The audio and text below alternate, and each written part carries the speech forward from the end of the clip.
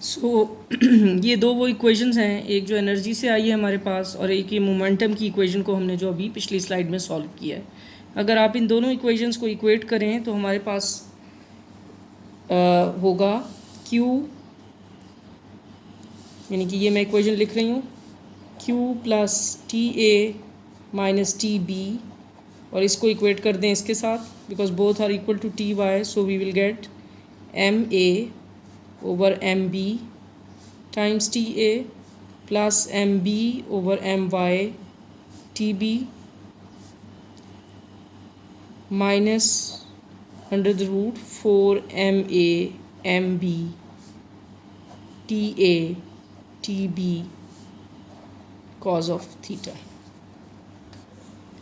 इसको हम further simplify करते हैं,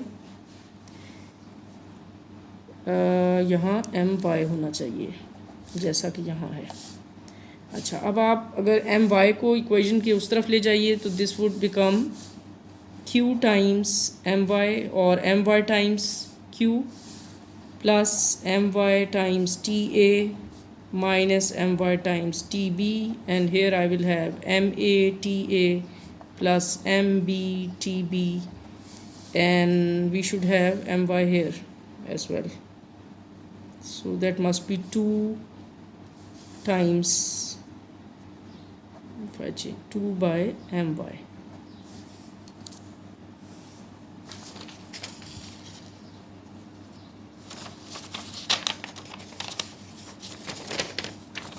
इसकी वजह ये है कि जब हम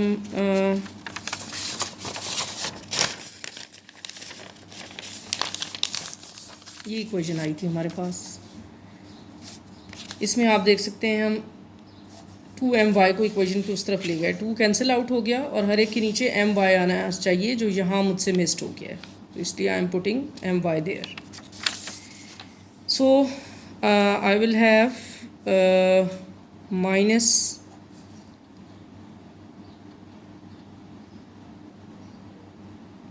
टू को मैं बाहर ले लेती हूँ, 2 by MY, नहीं MY को तो हम इक्वेशन के उस तरफ ले गए ना, सो ये इसी तरह रहेगा MA MB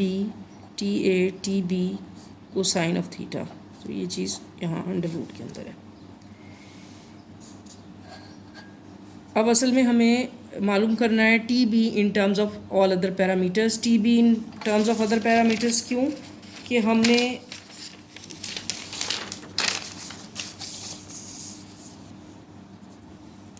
ये मालूम करना था कि ये जो एमिटेड पार्टिकल है इसकी एनर्जी क्या है और ये किस एंगल पे है,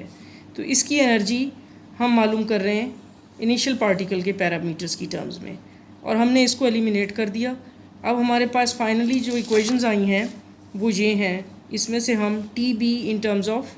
TA Q and their respective masses मालूम करने की कोशिश करेंगे। ये इक्वेशन हमें नज़र आ रही है कि क्वाड्रेटिक है in terms of under root TB, यानी यहाँ ये TB अंडर रूट का स्क्वायर समझ लें, ये TB अंडर रूट की सिंगल वैल्यू है, तो हम इसको ऐसे अरेंज करेंगे कि हमें ये क्वाड्रेटिक नज़र आ सके। So what I would do is I will write all the terms with TB which are TB times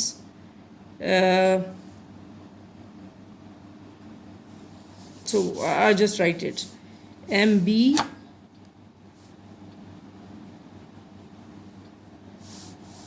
या मैं पहले लिख लूँ एक ही टर्म्स, लेट्स सी कि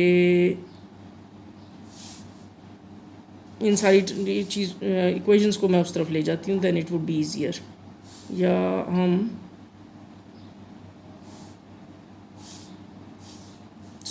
इक्वेशन के उस तरफ ले लेते हैं MA, यानी ये वाला पार्ट लिख रही हूँ MA TA MA TA ये लिखा है, और TA की और कौन सी टर्म्स है, ये वाली हैं माइनस MY TA, इक्वेशन के जब उस तरफ किया, फिर आपके पास टर्म्स हैं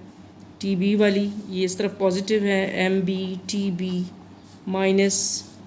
और ये उस तरफ जाके प्लस हो जाएगा, टी बी की एक टर्म्स में y होना चाहिए, इसमें y है, इसमें b है, so this would be plus and M Y, we will get M Y T B. ये वाली हमने इक्वेशंस एडजस्ट कर ली हैं, सबको इक्वेशंस के उस तरफ लेके जा रहे हैं। और यहाँ पर रह गया है -2, ये भी उस तरफ जाएगा तो माइनस एम वाई क्यू, और ये टर्म ऑलरेडी माइनस है, -2 M A M B T A T B cosine of theta, और ये हो गई इक्वल टू 0 के इक्वल। अब मैं इनमें से ये कॉमन ले रही हूँ, M A minus M Y T A plus M B plus M Y T B, ये दोनों टर्म्स उसी तरह आ जाएंगी। Next terms minus M Y Q minus 2 M A M B T A, और इसको मैं अलग लिख लेती हूँ टी बी कॉस थीटा। अब ये मैं आपसे कहना चाह रही थी कि ये देखें, ये square of under root T B है,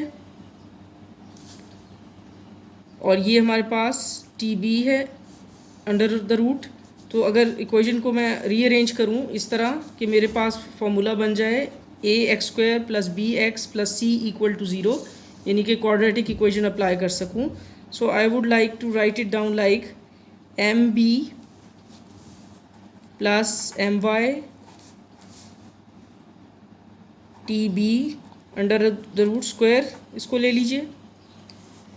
फिर सेकेंड टर्म हमारे पास ये वाली आएगी जिसमें सिंगल वैल्यू है अंडर रूट टी बी की। सो equation would be -2 M A M B T A cos of theta under root T B.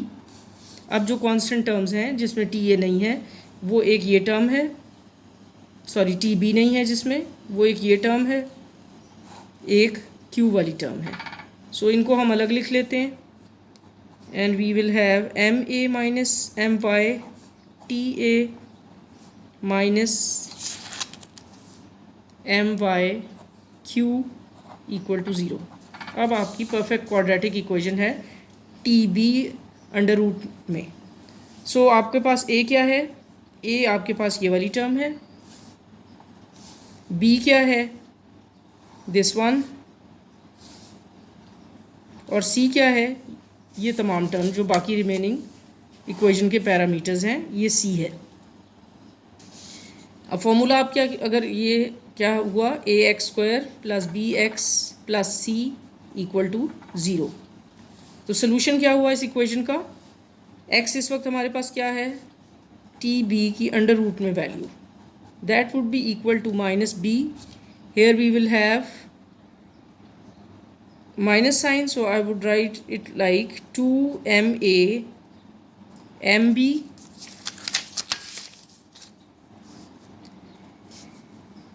cos of theta,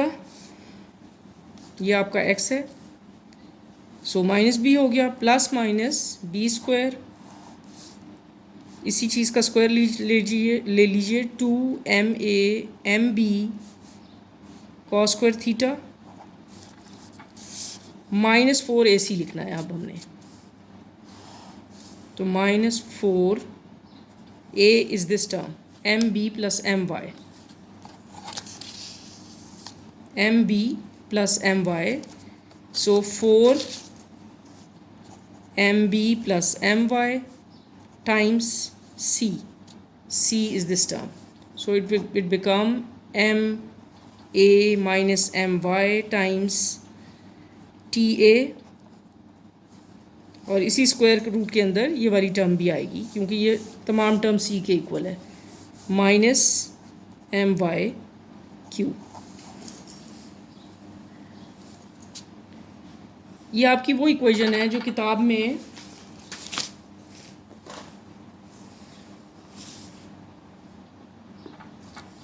अभी हमने इसको 2a से डिवाइड करना है सारी इक्वेशन को। सो अगर टू और आपका ए ये है, क्वाड्रेटिक फार्मूला में 2a से डिवाइड कीजिए, ए ये है, सो ये this becomes 2mb plus my, और इसी तरह ये सब भी डिवाइड होगा 2a से। सो इक्वेशन क्या बन जाएगी, ये b स्क्वायर था तो इधर 4 आना चाहिए, सो इक्वेशन में करेक्ट कर लीजिए, this will be 4। So 2mb plus my, सो ये 2a की वैल्यू हो गई। अच्छा, अब ये 4 इक्वेशन से बाहर लेके इससे कैंसिल आउट हो जाएगा, इसी तरह ये 2 भी कैंसिल आउट हो गया। So equation would be TB under root equal to MA MB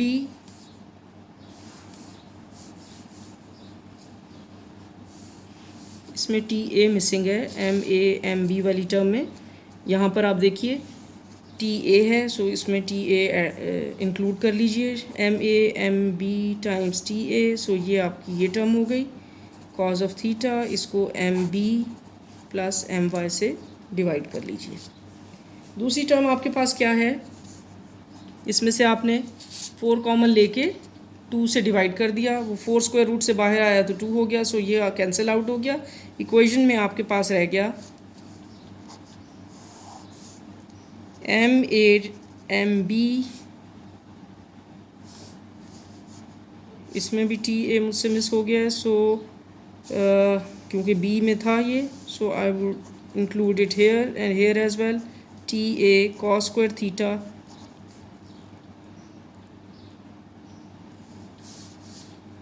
और ये सारी टर्म 4 कॉमन हो गया था, सो माइनस अगर मैं इसमें से कॉमन ले लूँ और मैं ये क्यू वाली टर्म पहले लिख दूँ, ये मैं ऐसा इसलिए करना चाह रही हूँ कि मैं बुक वाली फॉर्म में इक्वेशन लाना चाह रही हूँ। सो मैंने माइनस कॉमन ले लिया और my/q को पहले लिख दिया, सो मेरे पास क्या आ गया my/q, और यहाँ 4 कॉमन निकल गया था, प्लस भी कॉमन निकल गया, सो MB इसको मैं नीचे लिख देती हूँ, ये प्लस हो रहा है उसमें, MB plus my times MA minus my times TA, और ये सारी चीज़